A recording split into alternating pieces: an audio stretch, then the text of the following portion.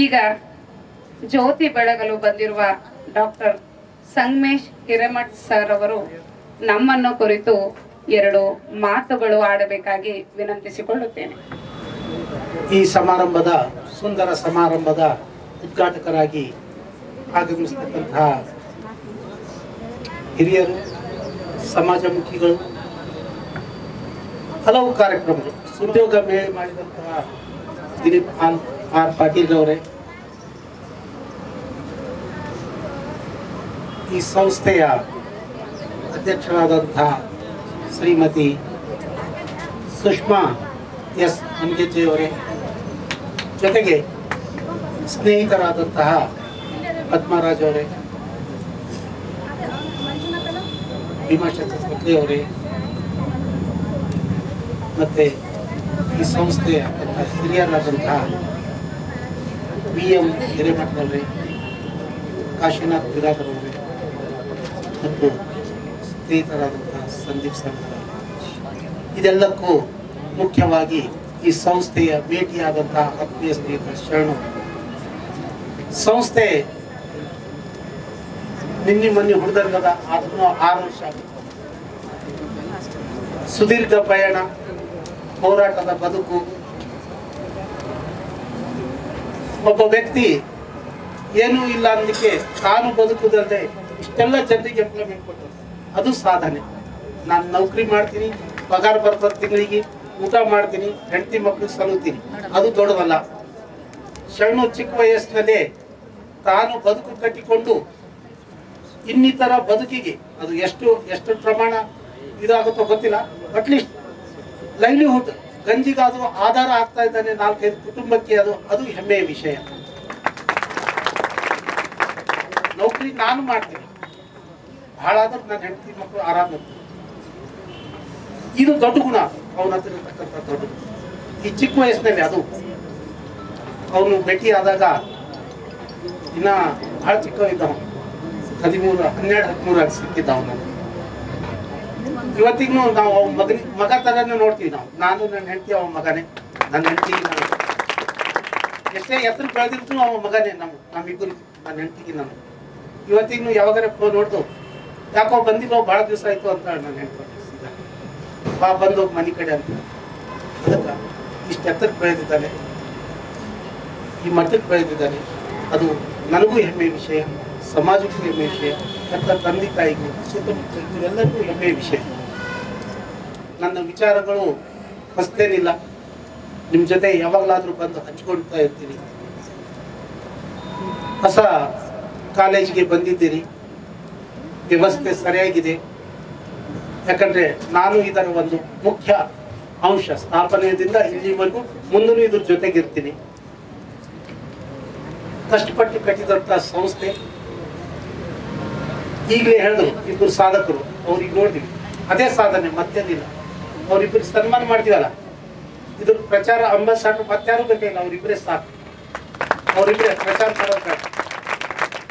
ಅದಕ್ಕೋಸ್ಕರ ನಿಮ್ಮೆಲ್ಲರ ಭವಿಷ್ಯ ಉಜ್ವಲವಾಗಲಿ.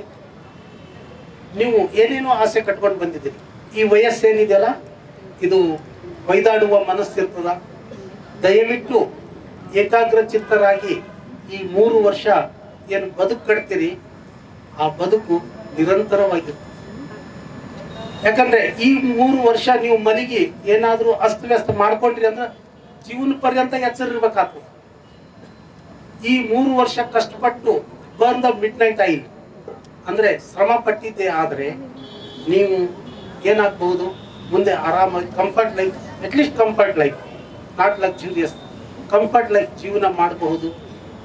ಯಾರಿಗೂ ತೊಂದರೆ ಇರಲಾರ್ದಾಗ, ಇನ್ನೊಬ್ಬರಿಗೆ ಕೈ ಚಾಚಲಾರ್ದಾಗ. ಅದಕ್ಕೋಸ್ಕರ ಎಷ್ಟು ಸಾಧ್ಯದ ಈ 3 ವರ್ಷ, ಇದೇ ಏಜ್, ಇದು ಇನ್ವೆಸ್ಟ್ಮೆಂಟ್ ಏಜ್. ಈ ಏಜ್ ದುಡಿಬೇಕು ಮನುಷ್ಯ. ಅದಕ್ಕೋಸ್ಕರ ನೀವು ಪ್ರಯತ್ನ ಪಡ್ತೀರಿ ಅಂತ ಆಶಿಸ್ತೀನಿ. ಹೊಸದಾಗಿ ಬಂದಿದ್ದೀರಿ ಕಾಲೇಜ್ಗೆ, ಹೊಸ ಕನಸುಗಳಿದ್ದಾವೆ.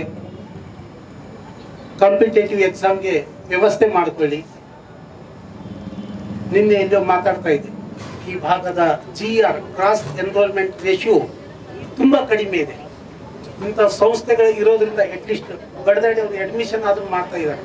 Very less. ನ್ಯಾಷನಲ್ ಎವರೇಜು 27%, 1% ಇದ್ರೆ ನಮ್ಮ ಕರ್ನಾಟಕ 33% ಇದೆ. ಆದರೆ ಪಕ್ಕದ ತಮಿಳುನಾಡಿಗೆ ನೋಡಿದ್ರೆ 51% ಇದೆ, ಕೇರಳಕ್ಕೆ ಹೋದರೆ 39% ಇದೆ, ಪಕ್ಕದ ಆಂಧ್ರಕ್ಕೆ ಹೋದರೆ 37 ಇದೆ, ತೆಲಂಗಾಣಕ್ಕೆ ಬಂದು 35 ಇದೆ, ಮಹಾರಾಷ್ಟ್ರಕ್ಕೆ ಹೋದರೆ 33 ಇದೆ. ನೆಕ್ ಟು ನೆಕ್ ಇದೆ, ನಮಗೂ ಅವ್ರಿಗೂ ಸೇಮ್ ಇದೆ ನಮಗೂ. ಆದರೆ ರಾಷ್ಟ್ರೀಯ ಸರಾಸರಿಗಿಂತಲೂ ಹೆಚ್ಚಿದ್ರೂ ಸಹ ಹೈಯರ್ ಎಜುಕೇಶನ್ದಲ್ಲಿ ನಾವು ಕಲ್ಯಾಣ ಕರ್ನಾಟಕ ಯಾವ ಭೂಮಿಯಲ್ಲಿ ಕ್ರಾಂತಿ ಮಾಡಿದ್ದೇವೆ, ಯಾವ ಭೂಮಿಯಲ್ಲಿ 12ನೇ ಶತಮಾನ ಪ್ರತಿಯೊಂದು ಕ್ಷೇತ್ರದಲ್ಲಿಯೂ ಅಕ್ಷರ ಕ್ರಾಂತಿ ಇರಬಹುದು, ಸಾಮಾಜಿಕ ಕ್ರಾಂತಿ ಇರಬಹುದು, ಬರವಣಿಗೆ ಇರುವುದು, ಭಾಷೆ ಇರಬಹುದು.